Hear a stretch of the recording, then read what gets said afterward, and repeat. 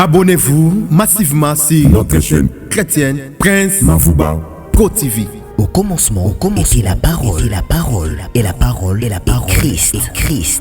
Radio Parole Vie. La radio qui donne la vie à travers la parole. Mbote Shalom, chers bien-aimés dans le Seigneur, chers papa et maman, chers membres de la famille, chers auditeurs et auditrices de la radio Parole Vie, la radio chrétienne, oezana mission moko ya kotia sango malamu ya kolo na biso Yesu Masia Nazareth nzambe moko solo pe abomo. Bien-aimés dans le Seigneur, objectif na biso ezali ya kotia sango malamu pour te mitema bato. Bien-aimés dans le Seigneur, ezonge pa ina kolo, la Bible dit il y aura un temps où mitema ya batata baboti kozonge pa ina bana pe ya bana e pa ina batata. Totondi Yesu Masia Nazareth nzambe moko tundimela nzamba solo pe abomo. Bien-aimé dans le Seigneur, tu peux sa biso annonce que kobanda lelo jeudi le premier jour ya mois de juin.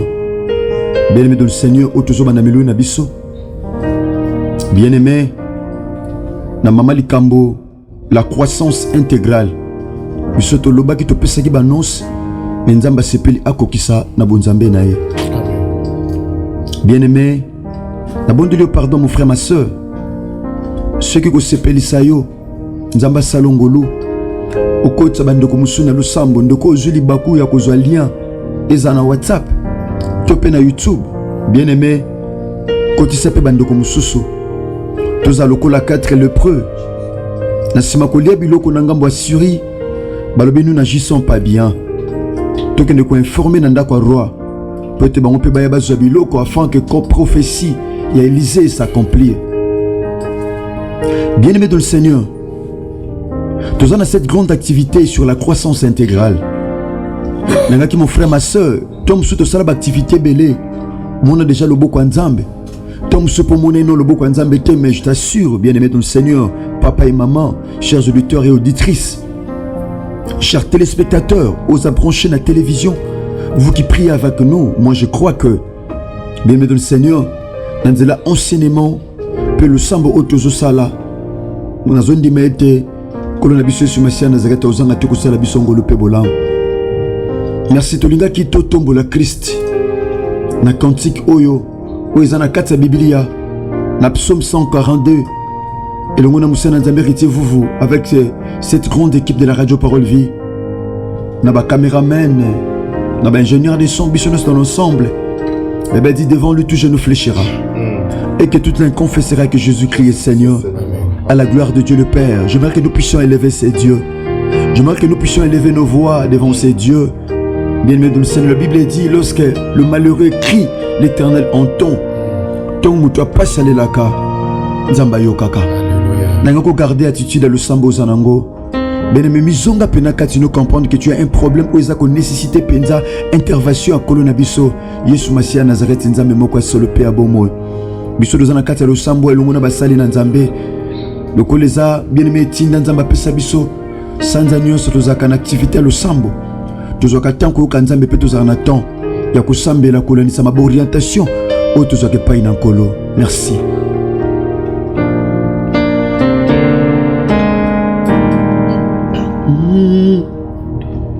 De ma voix, j'écris à l'Éternel. Alléluia. Yes.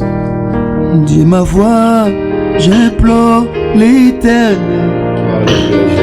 Je réponds ma plainte devant lui. Alléluia. Je lui raconte ma détresse. Alléluia. Quand mon esprit est abattu au-dedans de moi, toi tu connais mon sentier. Sur la route où je marche, ils m'ont tendu les pieds. Alléluia. Quand mon esprit est abattu au-dedans de moi, toi tu connais mon sentier. Sur la route où je marche, ils m'ont tendu un piège. Alléluia, Jésus. Jette les yeux à droite et regarde. Alléluia, Père. Personne ne me reconnaît. Alléluia, Jésus. Tout refuge est perdu pour moi. Nul ne prend souci de mon âme. Alléluia. Car mon esprit est abattu au-dedans de moi. Toi tu connais mon sentier. Sur la route où je marche, ils m'ont tendu un piège.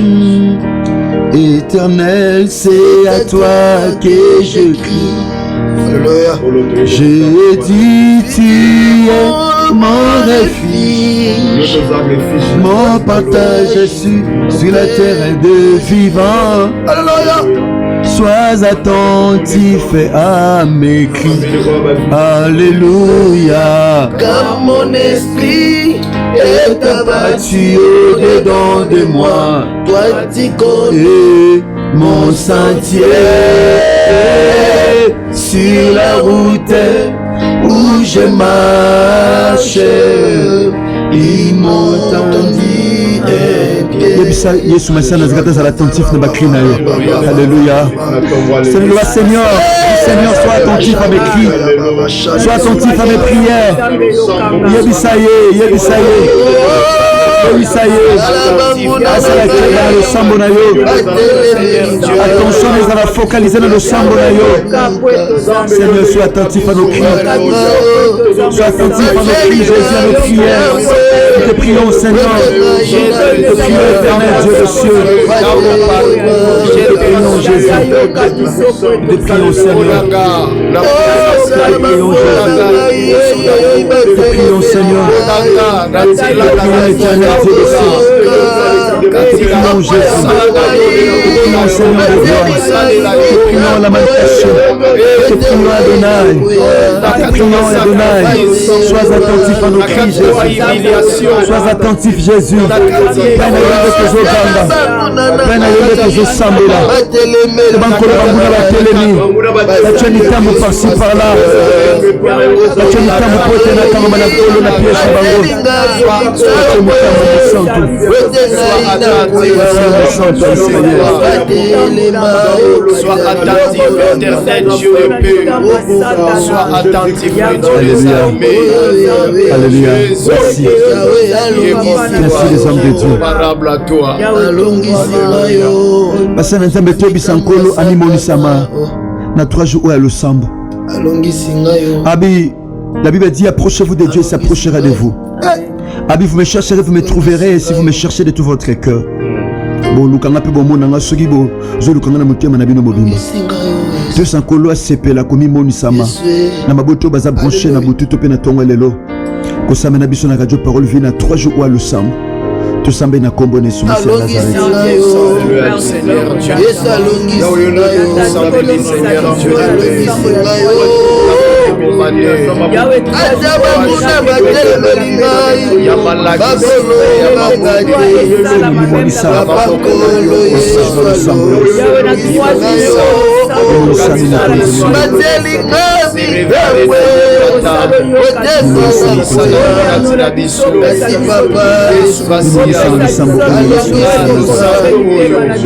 Et si papa est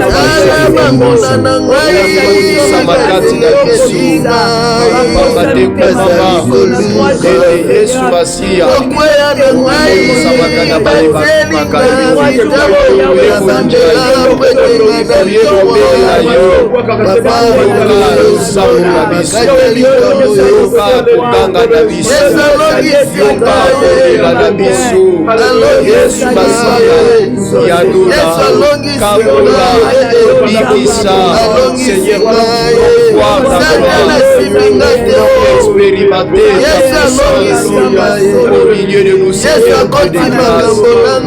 expérimenter de voir ta gloire, s'éclater dans nos Seigneur, dans nos débats, dans nos requêtes, dans nos vies, dans nos préoccupations, Seigneur Dieu de grâce. Se révèle-toi au milieu de nous. Parce que c'est toi qui es le Dieu vivant et véritable. Te péché, merci Seigneur pour la concentration présence de Katinabiso. C'est vrai Seigneur. To sangani poto sambela pamba tezana nzambe okalo sambo père nolaka. Amen. Kombono Yesu Masia Nazareth. Amen. Kolundima lo sambo na biso. Yes. Komama ne sengo na libota o ya wazanzambe na bango. Koloto pambo lingonga o que ce soit pour ta seule gloire. Dans le nom de Jésus-Christ de Nazareth, le seul Dieu, l'unique et grand vainqueur de Golgotha, que nous avons ainsi prié et déclaré. Amen. Amen. Est-ce qu'on peut acclamer le Seigneur, les hommes de Dieu? Alléluia. Gloire à toi, Seigneur Jésus. Merci. Merci les hommes de Dieu. Merci papa, merci maman.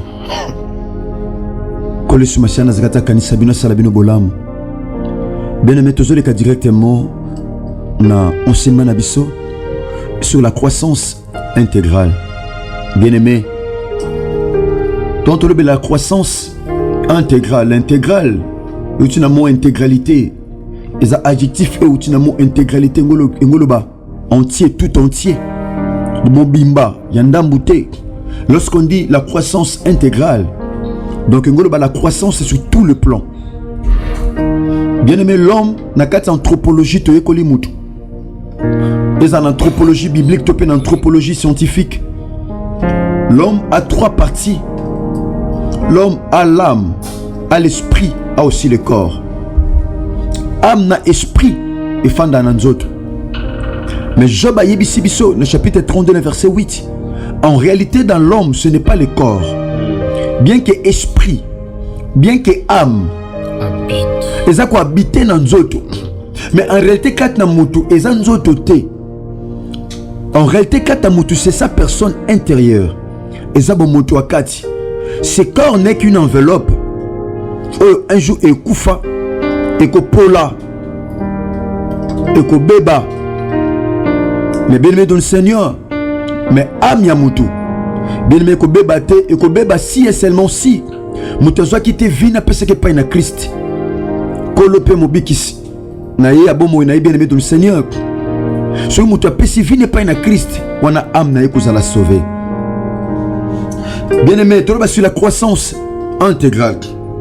En fait, la croissance peut être définie entre autres comme le développement progressif d'un corps organisé. Nabandeli, la croissance peut être définie entre autres comme le développement progressif d'un corps organisé. Bien aimé, il y a la croissance. Croissance c'est ça la maka. Nakata nzoto oeza organisé. Nde croissance et ko ça ma croissance c'est ça. Agrandissement. Koya munene topé kokola. Topé développement. C'est ça la croissance. La croissance c'est la pensée, la volonté de Dieu. Bien-aimé dans le Seigneur, nous avons la croissance physique, la croissance morale et la croissance spirituelle.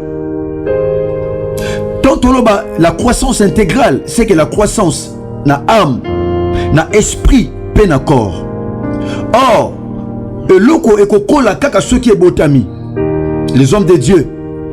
Et loko est botamité jamais kokola.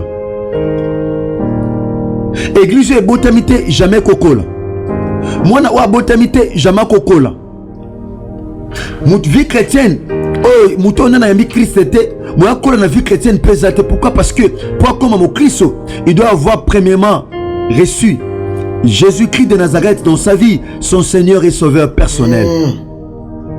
Et que personne de là à kola. Les gens qui ont besoin de poser ba kola maintenant ba botamité. Bien aimé, ça c'est mettre la charrie avant le bœuf. On ne peut jamais mettre la charrie avant le bœuf. Parce que bende et memaka charrie. Charrie na simezo balusa mabele. Ezo balula mukala. La pensée de Dieu est que les hommes de Dieu, le corps est organisé. Que ce soit les corps physiques ou les corps spirituels. Et ça doit être organisé pour que et connaître croissance. Mais il n'y a pas de croissance spirituelle dans sa vie. Il vit parfois dans le péché. Azobika nakata masumu. Bisoto kanisa tamusu lisumu. Tu peux sango catégorie makamoko songolo. Lisumu ezali tout simplement désobéissance à la parole de Dieu. C'est la désobéissance à la parole de Dieu. C'est ça, la transgression de la loi de Dieu. C'est ça le péché. Or, l'élément où il y a un péché, croissance, et ça, les mamalam, c'est le péché. Le plus grand élément, l'élément dangereux qui peut étouffer la croissance spirituelle dans la vie d'un enfant de Dieu, c'est le péché. Le péché, c'est une bactérie, c'est un virus. Oh, ce qui est quotidien à Moutou et qui détruit mon petit corps spirituel à Moutou. Moutou a côté la Bible, a côté sambela, a côté gêné. Pourquoi? Parce que il y a une bactérie, il y a un virus. Oh, continue nzoto, oh, comme il étouffer croissance. Oh, réaliser nzoto, les cycles à la organiser et comment désorganiser. Mais lorsqu'on parle de la croissance, on voit le développement. Le développement. Tout le monde a la croissance. Tout le monde a même Namboka Moko Songolo. Bazoba, oh, croissance macroéconomique. Croissance dans le domaine tel. Ezatan Mboke Bundi. Babongisi Biloko et Sengeli Basalela. Soit dans le domaine Yabilanga, tu peux dans le domaine Moko Songolo. Dans la organisation Nyoswana, pour réaliser une croissance et au salam. Bien aimé, tu as soutenir. Ma seulement na biso na ilobana Nzambe. Total la pensée en Nzambe. Lorsque Dieu avait appelé Abraham. Tous dans le livre Genèse chapitre 13. Genèse chapitre 13 verset 14 à 15. Écoutez ceci. Bando Kangola bolimbisa biso. Bokomela biso tangu nyonso. Papa bozaka na français mingité. Mwandambo lingala parce que ça bangolé balanda biso. Oh bah comment koyekola lingala mo mke na nzela radio parole vie. La Bible dit ceci. Genèse chapitre 13 verset 14 à 15. La Bible dit ceci. L'Éternel dit à Abraham. L'Éternel dit à Abraham. Après que Lot se fit séparer de lui, lève les yeux. Et du lieu où tu es, regarde vers le nord et le midi, vers l'Orient et l'Occident. Car tous les pays que tu vois, je les donnerai à toi et à ta postérité pour toujours. Je rendrai ta postérité comme la poussière de la terre. Verset 16. En sorte que si quelqu'un peut compter la poussière de la terre, ta postérité aussi sera comptée. Tout le monde a commandé Nzambe à se promettre croissance, discontinuité, mais croissance continue. Nous avons la croissance continue et la croissance discontinue. Croissance continue, c'est-à-dire croissance haut, et c'est une croissance progressive. Et je pousse à croissance et je mata. Et je pousse à Soit aux dans Genèse chapitre 12, verset 1er à 3. Total rapidement. La Bible dit ceci. L'Éternel dit à Abraham, va-t'en de ton pays, de ta patrie et de la maison de ton père dans le pays que je te montrerai. Je ferai de toi une grande nation. Je bénirai et je te bénirai. Je rendrai ton nom grand et tu seras une source de bénédiction. Nzambe azotali sa croissance. Et bien aimé dans le Seigneur, dans la croissance intégrale, bien aimé, c'est la pensée et la volonté de Dieu. Amen. Donc Dieu est que tout là, croissance est sur tout le plan. Et ça n'a pas été spirituellement à croître, mais physiquement, financièrement à croître. Wana ezali croissance moko intégralité. Et ça n'a pas été physiquement à croître, financièrement à croître, mais spirituellement à quoi traiter. Alors biso objectif, il y a thème où ezali ba famille na biso. Croissance c'est sur tous les plans. Kokola développement sur tous les plans. Donc Nzambe si a pesi nzela. Mais sachez-le très bien aimé, tant Nzambe pesa kanzela ya croissance intégrale, il y a un ennemi.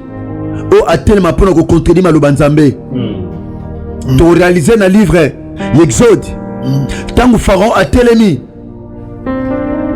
atue mibeko na kati Égypte atako nzambe si alobaki mais Pharaon atelemi alabitala to arrêter croissance na bango to pesa bango misala makasi to empêcher bango ba fongwama to empêcher bango ba se développer ayabisi ba femme sage ba so ba botisaka ba femme accoucheuse ayabisi bango tala soki bomoni basi ya ba hébreu ba boti bana basi botika bana basi na bazala tranquille mais soki ba boti bana mibali bosani boboma bango et ça va former belé ordre peut ça me pas une satana bien que penser nzambe zete croissance et salama mais penser il y a satana et ça que après si ordre pour ne quoi arrêter croissance bobo mamisala batu bobo mabavi abatu bobo mama batu babala na te batu babota te pour croissance et salama te pour développer salama te il y a des lois déjà au satana a tu en place pour arrêter la croissance alors que la pensée de Dieu est que croissance est là sur tous les plans. Pharaon le bini bobo mabana mibali bo diminuer nombre ba matate alors que la pensée de Dieu. Mais je m'aurais dit à quelqu'un ce matin ataba tu vas salir ba projet mais Dieu va les contredire. Amen. Pourquoi? Parce que penser à Nzambe et sa croissance intégrale et ça mana libota na yo. Amen. Yes, Dieu soit loué. Donc on peut faire abonner bandeko mususu kotsa bandeko na losambo et ça na WhatsApp to na YouTube. Toko bana berger Blanchard Moke char de feu. Colonne sama sur la croissance intégrale. Merci beaucoup l'homme de Dieu. Je vous en prie l'homme de Dieu pour l'enseignement. Oyo ezo motiver, oyo ezo faire susciter makanisi ya batu. Batu bazwa conscience. Batu ba se révolutionner spirituellement. Baluka ke croissance na ba vie na bango eza la croissance moko intégrale. Asala 10 ans na vie chrétienne mais loko moko e marchaka te. Croissance eza la intégrale. Yes. Sur le plan spirituel, sur le plan moral, sur le plan physique, matériellement, financièrement. Croissance est la intégrale pour qu'il y ait l'équilibre na kati ya vie. Yes. Ya bana na nzambe. Amen. Bien-aimé Zoal Titi dia losambo tobondela elongo olandisama na pensée ya nzambe na nzela ya sujet ya enseignement na biso ya 3 jours oyo tozwi na kati ya radio Parole Vie. Bien-aimé oza bisika ozali ozo tombola mongongo ozo sambela epai na nzambe ozo ebisa Yesu Kristo Masia kolo ngayeyo liboso na yo. Yes. Na ye komitika lokola argile na maboko na yo potier pendant 3 jours oyo na ye na maboko na yo to pe na makolo na yo na lingi opesa ngai forme oyo bongi po na ngai na lingi opesa ngai forme oyo koki po na ngai. Yes. Parce que nanga moko naza incapable. Nanga moko na ko arriver te nanga moko na ko eloko moko te mais yo nzambe nanga oyo kelanga oyebi nini obongisa po nanga oyebi bisika nini obongisa pour que ngai nazwa lipamboli oyebi ndeng oyebi nani onga na kozala lobi yonde muto yebi. Alors mitika na maboko na nzambe nzambe oyo ayebi vi na yo oyo ayebi avenir na yo oyo asimbi avenir no na maboko oyo aza potier ya vi na yo yende apesa yo forme tozo sambela na kombo na Yesu Kristo Masia Nazareth. Kono to puseli bosono na mukito pe na tonga lelo to puseli bosono mo santo Israël to pusani li bosono yo Yesu ya Nazareth. Approchez-vous de grâce avec assurance. Obtenez grâce et miséricorde afin de secourir dans vos besoins. Et poussez le besoin de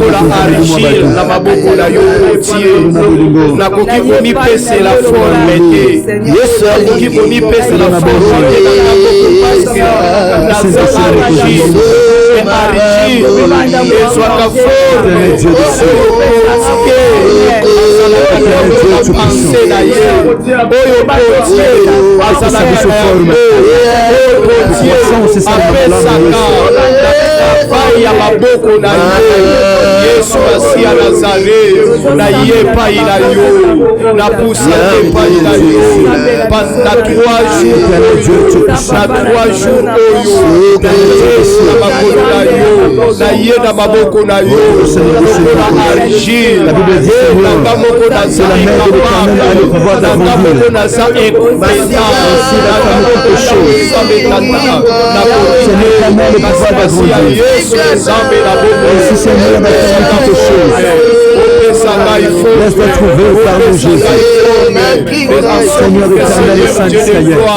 Yahweh nzambe tata croissance spirituelle croissance physique croissance morale croissance spirituelle croissance financière croissance matérielle croissance Yahweh nzambe tata morale intégrale sorte que Seigneur Yahweh nzambe curieux l'équilibre na kati ya vie nanga spirituellement nazwa équilibre matériellement financièrement physiquement nazwa équilibre parce que yo le vrai pour Dieu ozopesaka argile forme oyo wapi Yesu Masiya elingi ekani ebongisi yo Yesu Kristo Masiya Nazareth nzamba bomo nzamba bikamwa ekombe mobali kosi ya libota na yuda nzambe na bikamwa nzamba bomo yo ozali na matongo nyonso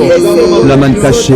écoutez les hommes de Dieu écoutez les hommes de Dieu les hommes de Dieu pour que Abraham avant akoma Abraham alaki na kombo ya Abraham Yes. pour que nzambe akomi ayeisa kombo na ye munene condition ya liboso insistance ya liboso nzambe a insistaki pe condition ya liboso nzambe apesaki ye ezalaki ete akite mboka na ye akite ndaku ya tata na ye akite ville bisika ye azalaki akite ndaku akite mboka akende bisika oyo nzambe azolakisa ye to pe nzambe azomema ye pour que na kuna nde bipai wapi nzambe akokende koyeisa kombo na ye munene bipai wapi nzambe akokende kopambola vie na ye bipai wapi nzambe akokende kofongola ba limite ya vie na ye a étendre yango ya minene bien-aimé aussi longtemps que ozana na esika yo ozali nayebi te peut-être ndaku ya tata na yo ville oyo ezali pona Abraham ezalaki esengelaki abima nayebi te pa na yo bien-aimé peut-être eza vie ya péché peut-être eza vie ya bonganga peut-être eza vie ya haine peut-être eza vie ya jalousie na kati ya makambo wana na kati ya vie wana bien-aimé eza impossible pour que nzamba visite yo nzamba yesa kombo na yo munene pour que croissance esalama d'une manière intégrale na kati ya bomoi na yo okosala 10 ans na kati ya vie chrétienne mais sans expérience bien-aimé nalingi osambela epai na nzambe oyebisa Yesu Kristo Masiya Nazareth abimisa yo nanu na vie ya péché abimisa yo nanu na vie ya ivrognerie abimisa yo nanu na vie ya haine abimisa yo nanu na vie ya jalousie azala yo ngolu obima nanu na vie ya mabe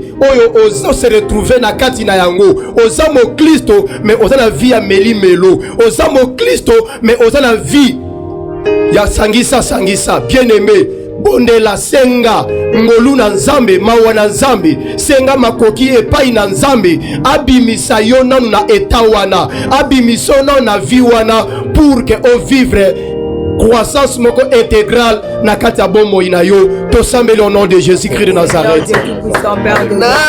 Éternel Dieu de grâce, éternel Dieu de gloire, éternel Dieu des armées, Abraham akokaki kokoma Abraham soki abimaki te soki akitaki te soki aliberaki te akuya tata moka na ye village na ye ville na ye pour que akende sisika esepelaki wapi nzambe okomisa kombo na ye molezi okombo na ye Yesu Masiya yakwa tata nanga vil nanga vil na yo sakwa tata na yo vil na yo bipa nzambe asosenga yo okite la lisumu la mensonge la raillerie jalousie compromission débauche immoralité ivrognerie bima na vie wana bima nanu na vie wana bima nanu na citation wana bima nanu na vie wana bima na vie ya haine bima nanu na haine bima na jalousie bima na jalousie bima na compromission bima na compromission bima na débauche bima na débauche bima na haine bima na haine bima na vie wana na viage de fichisme okosilaka ntango nyonso tia si ye problème si ye problème si ye problème okosilkaka marabu magicien bima na vie wana bima na vie wana ya consultation ya bafetiche bima na vie wana ya ya jalousie ya compromission ya jalousie ya compromission ya bima na vie wana bima na vie wana ya ivrognerie ya ivrognerie ya ivrognerie ivrognerie ya kotonga ya koina ya kochola ya kitumba na kati ya médisance na kati ya médisance na kati na compromission na kati na débauche na kati na haine na kati na jalousie. Yesu Masiya Nazareth asala yongolu asala yongolu asala yongolu asala yongolu asala yongolu asala yongolu na tongo ya lelo tope na butu ya lelo zamba lola Yesu Masiya Nazareth asala ngangolu asala papa mama frère de sœur ngolu ya kobima na kati ya vida ya kati ya vikoyo ezo sacrifié Christe na kati na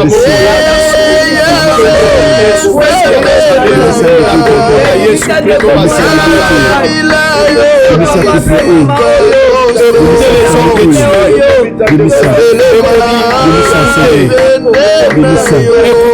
de Dieu, tozosenga sikoyo epai na Yesu Masiya Nazareth nzambe na biso asala biso ngolu ya kokotisa biso na kati ya pensée na ye lokola tobimi na kati ya ndako batata oyo ezalaki bokoko oyo ezalaki coutume oyo ezalaki haine jalousie mensonge raillerie voyeurisme compromission débauche lokola tobimi sikoyo nzambe asala biso ngolu na lisungi ya molimo na ye mosantu tokota na pensée ya nzambe molimo mosantu asunga biso tokota na pensée ya nzambe molimo mosantu asunga biso tokota na kati ya volonté ya nzambe na kati ya vie ya sanctification na kati ya vie oyo kokumisa nzambe na kati na vie oyo koglorifier Christ Jésus na nyonso tokosala Yesu Masiya Nazareth asunga biso eke molimo mosantu akamba biso molimo mosantu atambwisa biso molimo mosantu amema biso na destine na vie na biso molimo mosantu akomisa biso bipai nzambe apredestina pai wapi ya kotombola bipai wapi ya kopambola bipai wapi ya kofongola bavi na biso tozobondela kosenga lisungi ya molimo mosantu akamba atambwisa biso tobondeli na kombo na Yesu Masiya Nazareth. Nous avons besoin de l'Esprit de Dieu, l'Esprit de gloire, l'Esprit de puissance, l'Esprit de l'éternel. Yesu Masiya Nazareth. tozobondela Yesu Masiya Kristo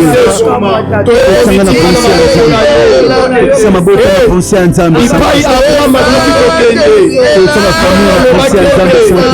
akende na mboka bipai wapi yo ozali kolakisa ye or na kati na bomoi na biso toyebi te bipai tozali kokende toyebi nzela ezali yo Yesu Masiya yango tobondeli yo tomitiki na maboko na yo itiki na maboko maboko na yo kamba biso na lisungi ya molimo na yo molimo na Nzambe molimo na Nguya molimo na Yesu Masiya Nazareth kamba biso tambwisa biso na lisungi ya molimo mosantu nde tokoarive na croissance oyo eza intégrale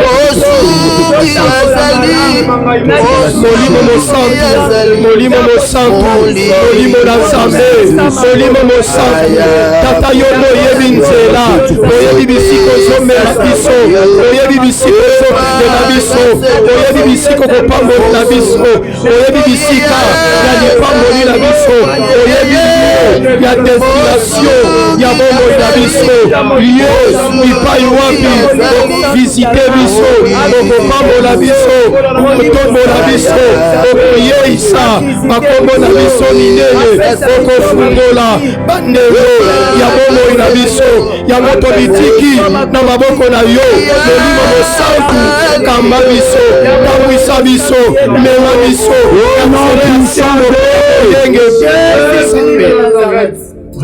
les hommes de Dieu na vie chrétienne à Moutou pe na vie à Moutou en général qu'on a ma pensée en Nzambe pour Moutou akola Seigneur ayoka liloba. C'est la parole de Dieu qui amène la croissance. Voilà pourquoi la Bible dit l'homme ne vivra pas seulement du pain, mais de toute parole qui sort de la bouche de l'Éternel. Alléluia. Lipa ekosunga mutu na nzoto. Mais croissance intégrale pour l'assurer ma âme. Il faut qu'il y ait la présence de la parole. Oh, la parole c'est Christ. La parole c'est Dieu. La Bible dit au commencement était la parole. La parole était avec Dieu. La parole est Dieu. Tout était créé par la parole. Et rien de ce qui a été créé n'a été créé sans elle. La pensée de Dieu, la parole de Dieu est que nous puissions expérimenter la croissance intégrale. Nana pekisa o mama papa, nana pekisa liboto na beke yoko kolate. Yoko fongomate. Développement na famille ko kotate. Tala Nzambo alobi na tina développement ya vie Abraham. Le lozo ko Nzambe no Yesu Masiya Nazareth. Merci. Tombra ka lobo mobile pèse ami. Le bakole Christ en Nazareth. Na vu enseignement na butu pe na tongwa lelo. Tika liloba na yo. O me maka croissance intégrale. Na vie à moi na Nzambe. Et me mapé croissance intégrale. Na bomo inangai. Blanchard. Basa na Nzambe to déclarer pour na peuple Nzambe. Yes. Tu es Nzambe. Et là, on nous empêche la croissance intégrale. Na kati famille to na vie bandeko. Eko yelo kwana. Au nom de Jésus-Christ de Nazareth. Forme-nous sur Satan à l'ata. Pour nous empêcher croissance intégrale. Et ça, ma vie en de quoi moi, c'est toi, mobile. Allez, Koya. Seigneur, forme-nous à Koya. Tu empêches que le bananzambe s'accompagne. Et c'est la tempe au nom de Jésus-Christ de Nazareth. Koya. Au nom de Jésus-Christ de Nazareth. La croissance dans le Seigneur intégral.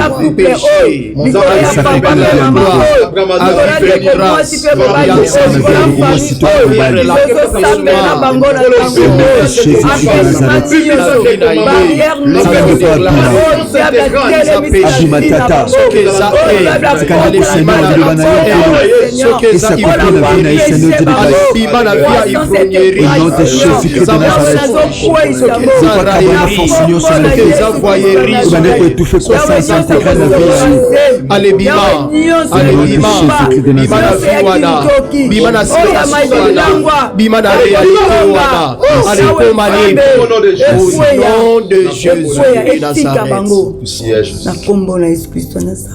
Kolo, dans le Seigneur Molimo, mon sang te permettait qu'il est là. Tout ça la plus dans le cinéma, peut coller les pailles na yo. Bon, le Molimo, mon sang te tambu sabi sur le lengue. Pensez à Nzambe Zali. Kolo, merci pour la délivrance au Pessibiso. Natina ko biso souci mutema na biso. Et au tili biso to kabwana ne loko no ce qui empêcher croissance intégrale na ba vie na biso. Kolo, pensez nous ezali te kolo, tout se multiplie à l'infini. Nous yebisa ki Abraham. Kolo, là c'est une croissance en Kolo. C'est une croissance au tate qui n'a libella, c'est une croissance continue. Kolotomi kabi pa ino musanto Israël. Tata tika malaxi otozuna tongwa lelo. Efungola mayele ya moko na moko. Yes. Bongo lobi ton toko bunda pesi pe mokola samedi pona ko shite. Tozondi matata lelo zaki mokolo to préparer mitema na biso pa ina yo. Pona lobi tozo lire mususu. Amen. Kolo tozondi molimbisi. Tozondi mobimisi biso na réalité tato ko empêcher biso to bika croissance intégrale. Yes. Kolo zalo ko mukembo ma sans joli. Kolo si mon peuple sur qui est invoqué mon nom, summez les prix, cherche ma face. Et si c'est détourné ses mauvaises voies, moi l'Éternel Dieu, je lui pardonnerai son péché et je guérirai son pays. Amen. Que ta parole soit oui et amen dans nos vies. Amen. Dans le nom de Jésus-Christ de Nazareth, le seul Dieu, l'unique et le grand vainqueur de Golgotha, que nous avons ainsi prié et déclaré, et nous disons tous comme un seul homme. Amen. Amen. Acclamons le Seigneur. Alléluia. Gloire au Seigneur. Merci les hommes de Dieu, merci papa, merci maman. Chers frères et sœurs, chers auditeurs de la radio Parole Vie, nous sommes arrivés pratiquement à la fin. Nous les avons connus à Liboso. Tous les temps, nous avons connus à Liboso. Tous les malam Nanzambe, afin que croissance intégrale na vie na biso la penza assurée. Ben mes hommes atia oyo partager ango. Le but au kota na combat côté mais la puissance nous se bien aimé au ko empêcher croissance intégrale salama na vie na biso. Mais tu enseigner peuple Nzambe bien aimé dans le Seigneur. Tu be loko nini oyo ko empêcher croissance et salema. Tu pe loko nini oyo bien aimé dans le Seigneur oyo ko maintenir croissance na vie na biso. Tika kole sur Masia Nazareth Nzambe moko solo pe abomo azana biso longo. Merci papa, merci maman. Bebo sala biso confiance. Donc aussi même na matia oyo, vous appelez na pour ça parce que tu continues suite au même plus tard. Parce que c'est tout un coup les enseignements est belé bien aimé dans le Seigneur. Donc vous avez ce micro belé mais toujours finango kana lombango pona bien aimé tous à la pensée idée globale sur la croissance. Numéro contact ezali affiché wana na sab écran. Tu peux beaucoup comme la biso na plus 243 89 75 70 917. Beaucoup d'abisso na nzela jeune Christ Kundenga Enoch DG et Radio Parole Vie. Beaucoup d'abisso calmement bien aimé dans le Seigneur. Merci d'être connaté qui fouta. Le monde de très intime topé gotier kele de la foi TV ko la pambola bino. Merci Bassin Nzambe. Merci de ko beaucoup Sanderson matufengele le monde chiffre 9 TV P de Left TV 2 de ko Reskange le monde RK Pro TV soit béni. De ko David Putuna Jumas TV. Merci Irene Masiandoki TV. Ko la pambola bino Prince Mavuba TV. Bino nyonso ba chaîne obozo kabelema oyo bochaka na ba télévision na bino pour na cadre d'évangélisation bando pe bossa ba groupe WhatsApp eza na Angola na Zimbabwe partout en Europe en Amérique partout à travers le monde entier na Brazzaville kola pambola bino. Merci na Belge Blanchard Moke Char de Feu. Merci. Le ben na Losambo kola pambola bino. Pasteur Prince Mavuba soyez béni. Maman Karine Tsao moi sikata mibali kola pambola yo. De corité vous kola kaniso lisusu. Nous étions vraiment bénis. Les charismatiques, la pambolayo. Merci. Ceux qui Christ a mis en hérité na bandi. Tout le bon lobby na continuité et activité na biso sinon que Dieu vous bénisse. Les autres bien aimés dans le Seigneur. Les anango libre. Au comme la main, au comme la J. Natina milieu na biso à gêne. Au comme la main, au comme la J. Et puis ça million zela. Bon lobby tout le temps ça mandenge molio musanto simba biso. Sinon que Dieu vous bénisse. Merci. Au commencement, était la parole, et la parole, Christ. Radio Parole Vie. La radio qui donne la vie à travers la parole. Abonnez-vous massivement sur notre chaîne chrétienne Prince Mafuba Pro TV.